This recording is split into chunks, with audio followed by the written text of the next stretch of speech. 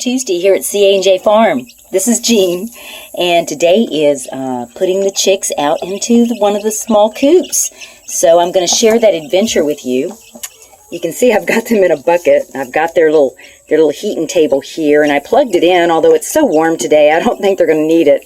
But that's kind of like their home base, so I figured they'll feel more comfortable if they see that there. So anyway, we're going to take them out, and the way they keep pecking at me, I think they're probably all roosters. You never really know until they get a little bit bigger, but they've got some major little tails on them already. These guys are only, I think Thursday they're going to be 2 weeks old, and they're already so big. Look at them compared to my hand. They're good size, and look how they're pecking at me. And some of them got some little tails already. I think a lot of them are going to be roosters. And, you know, we just did a straight run hatch. A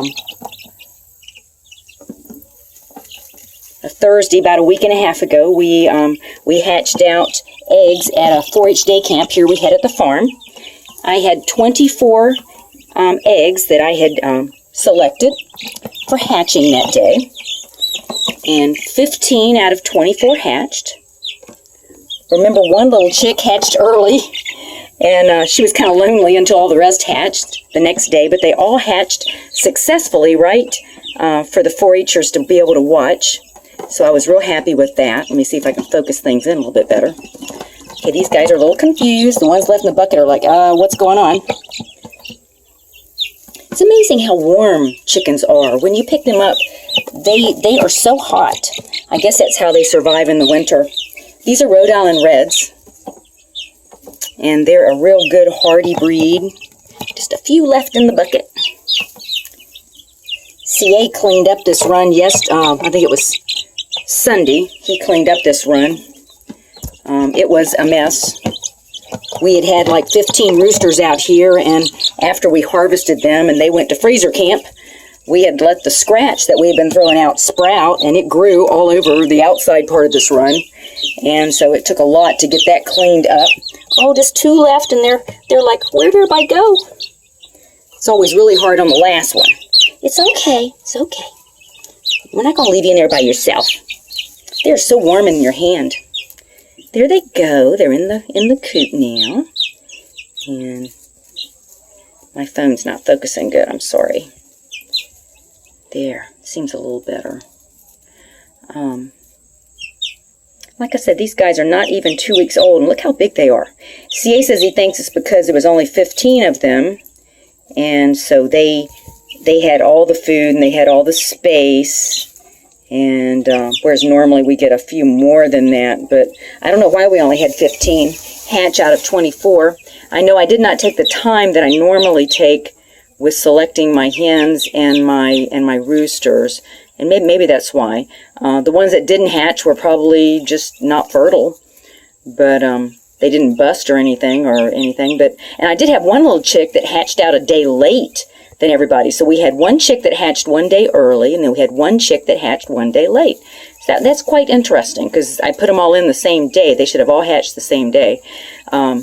Who knows why? But the one that hatched late, I was afraid was maybe deformed, or his eyes looked funny for a little while, but now he's fine. I can't even tell which one it was.